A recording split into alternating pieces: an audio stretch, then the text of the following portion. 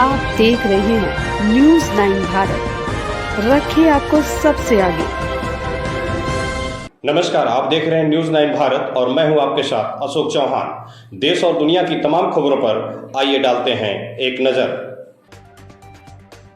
आजमगढ़ में जिला विकास समन्वय एवं निगरानी समिति दिशा की बैठक शुक्रवार को जिला अधिकारी की अनुपस्थिति के कारण निरस्त कर दी गई। बैठक की अध्यक्षता कर रहे आजमगढ़ के सांसद धर्मेंद्र यादव ने इस पर कड़ी नाराजगी जताते हुए इसे लोकतांत्रिक व्यवस्था और जनप्रतिनिधियों के सम्मान के खिलाफ बताया।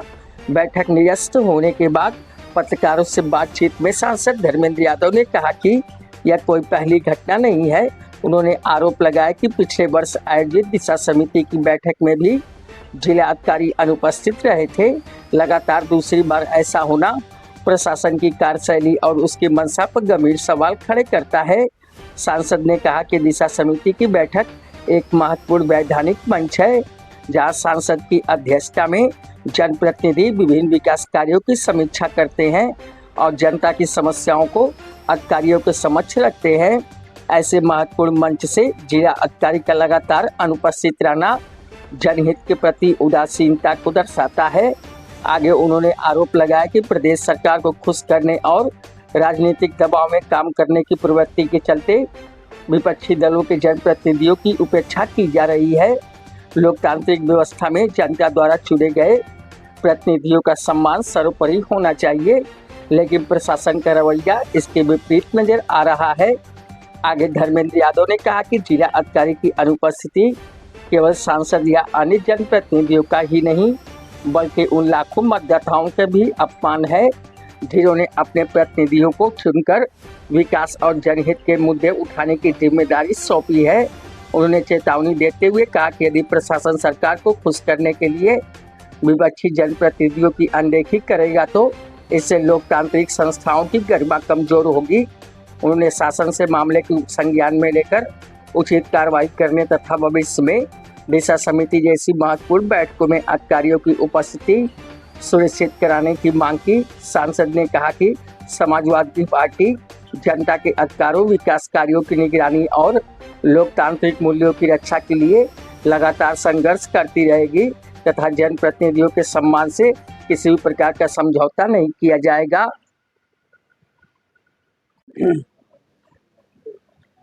आज की इस बैठक, जो दिशा की बैठक अनून 2-3-4 महीने के अंदर आहूत की जाती है, बैठक आज आहूत थी, वो निर्धारित थी और सभी की सहमति से चर्चा के बाद तारीख और समय तय हुआ।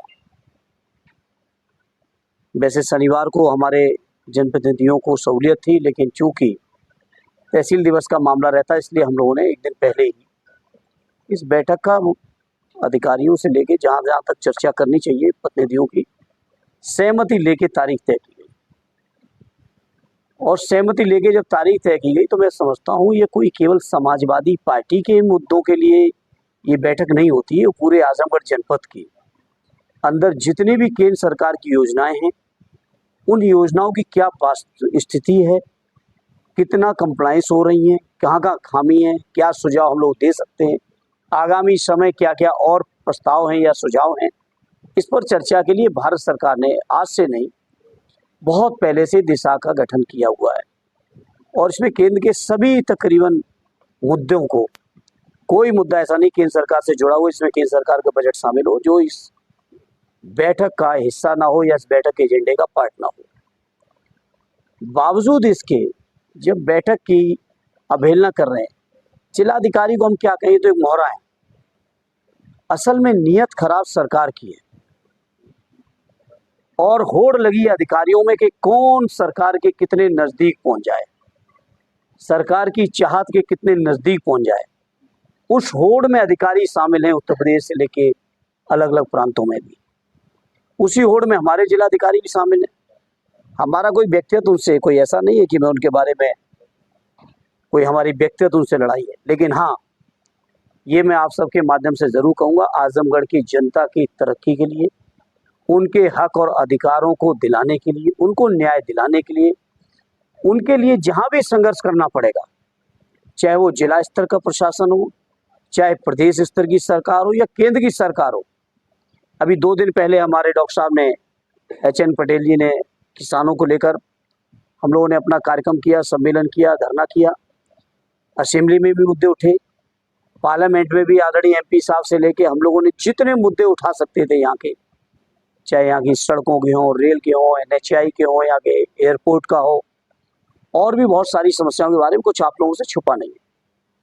तो ये बैठक जो होती है, केंद्र सरकार ने खुद निर्धारित की है, केंद्र सरकार ने गाइडलाइन तय की है, और उस गाइडलाइन का खुला उल्लंघन सिर्फ इसलिए हो रहा है कि कौन उत्तर प्रदेश के मुख्यमंत्री के ज्यादा चापलूस है अधिकारी। ठीक है, जिसको अधिकारी को जहां चापलूसी करनी हो वो करना चाहे करे। हम समाजवादी जनप्रतिनिधि जनता के हितों के लिए, जनता के हकों के लिए स्वाभिमान और सम्मान की राजनीति करना सिखाया है श्रद्धेय नेताजी ने, और उसी सम्मान की राजनीति को आगे बढ़ाने का काम आदरणीय अखिलेश यादव जी कर रहे हैं। और उन्होंने लगातार इस बात को कहा कि बीजेपी के लोग जनता के ऊपर, लोग के ऊपर तंत्र को हावी करना चाहते हैं, तानाशाही लाना चाहते हैं। तो ये आजमगढ़ का तो क्रांतिकारी तेवर रहा है। कभी अंग्रेजों के जमाने में यहाँ के लोगों ने तानाशाही नहीं स्वीकार की। उस समय भी देश में अगर सबसे पहले कोई जगह आज़ाद हुई थी तो आजमगढ़ हुआ था।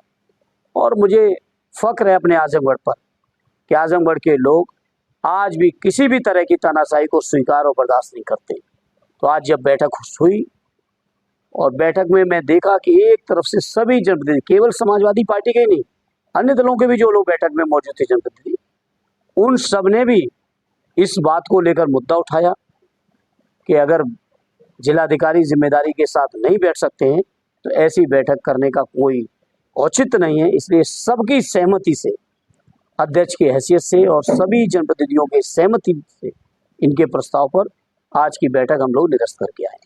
संसद जी, दिशा की बैठक के जो बहिष्कार किया आपने, वजह यही बनी कि निरस्त किया, बहिष्कार थोड़ी है। बहिष्कार तो उसको माने कि बैठक चलती रहे, निरस्त करके आए हम लोग। अब तक जितनी भी बैठकें हो चुकी हैं तो DM साहब जो कितनी बार शामिल हुआ है? देखिए, हमारे लिए सवाल केवल DM का शामिल होना मात्र नहीं है। बैठक के जब एजेंडे में आप देखेंगे तो जो आश्वासन पिछली बैठकों में दिया जाता है, एक भी आश्वासन पूरा नहीं होता। जैसा MP साहब ने चर्चा की टोल के मामले पर, NHAI के मामले पर, जो जिस तरह से फरिया पे बैरियर डाला है, इसी बैठक में आश्वासन दिया था पूरे सदन के सामने, पूरे जिले के जनप्रतिनिधियों के सामने कि 48 घंटे के अंदर वो बैरियर हट जाएगा। और हम लोग भी आश्वस्त थे। जब पूरी बैठक में अधिकारी अगर आश्वस्त कर रहे हैं तो केवल आश्वासन देते हैं बैठकों में, जनता के हितों के जो बातें उठती हैं, जो फैसले होते हैं, उन फैसलों के में आश्वासन तो होता है लेकिन कार्रवाई नहीं होती है। जिन योजनाओं को आप दिशा की बैठक में उठाते हैं, जिन समस्याओं को उठाते हैं, जो अधिकारी उसमें शामिल होते हैं, कितनी प्राथमिकता के साथ मैंने बताया ना, आश्वासन मिलता है, कार्रवाई नहीं होती है। इसलिए मैं आपके माध्यम से आजमगढ़ की जनता से कहूँगा कि फिर से एक बार, हालांकि आप आजमगढ़ के लोगों ने हमेशा मौका दिया है, आज भी आजमगढ़ के लोगों ने समाजवादियों की सरकार को एक तरफा बना रखा है। वहीं आजमगढ़ वालों से कहूँगा, जब तक आदरणीय अखिलेश जी को उत्तर प्रदेश का मुख्यमंत्री नहीं बनाएंगे तब तक इस तरह की समस्याओं का सामना जनता को भी करना पड़ेगा और जनप्रतिनिधियों को भी करना पड़ेगा। अब इसका जवाब तो अधिकारियों से लीजिए। मैंने तो कहा कि कुछ अधिकारी शासन के मुखिया के चापलूसी में खुश करने के लिए, प्रमोशन पाने के लिए, और बड़े से बड़ा जिला देने के लिए, और बड़े पद लेने के लिए चापलूसी करते हैं अधिकारी। क्या आप नहीं जानते इस बात को? और फिर अधिकारी तो वही करते हैं ना जो शासन चाहता है। तो हम केवल अधिकारियों को अकेले दोष नहीं देना चाहते, और न शासन के इस बदनीयती को केवल अधिकारियों तक हम छोड़ना चाहते। ये शासन की बदनीयत है, और इसीलिए मेरा जनता से अपील है कि आने वाले कुछ महीनों के अंदर जब चुनाव होगा तो ऐसे शासन को जो जनता के प्रति संवेदनहीन है। अभी गन्ना किसानों की समस्या आप बताइए। गन्ना की समस्या ऐसी गंभीर समस्या कि हमारे देवारा के किसानों को अन्य इलाकों से लगभग 45 रुपए कम, 35 रुपए कम गन्ने का मूल्य मिलेगा। क्यों? क्योंकि ये देवारा के लोग समाजवादी लोग हैं। इसको लेकर डॉक्टर साहब ने कई बार सदन में उठाया, हम लोगों ने भी धरना भी दिया रोना पार पे। ये सामने नीट की परीक्षा के माध्यम आप सामने, जब आप साथियों की भी चर्चा हो रही, बताओ क्या हाल है नीट की परीक्षा का। 22 लाख बच्चों का पेपर लीक, उनके कई सालों की कड़ी मेहनत का इन्हें क्या सिला मिल रहा है। कल एक बेटी ने आत्महत्या लिखते हुए अपने माता पिता से माफी मांगते हुए कि हम दोबारा नीट नहीं दे पाएंगे, मुझे माफ कर देना। आप सोचो क्या उस बेटी की मानसिक दिशा होगी, क्या उस माँ बाप पे और परिवार पे बीत रही। मैं समझता हूँ देश का हर संवेदनशील व्यक्ति ऐसी घटनाओं से व्यथित हो जा रहा है, परेशान हो जा रहा है। जबकि नीट की घटनाएं कोई पहली नहीं है, पिछले बार भी यही मामला उठा था, पिछले साल भी यही तय हुआ था, उसके बाद भी वही हो रहा है।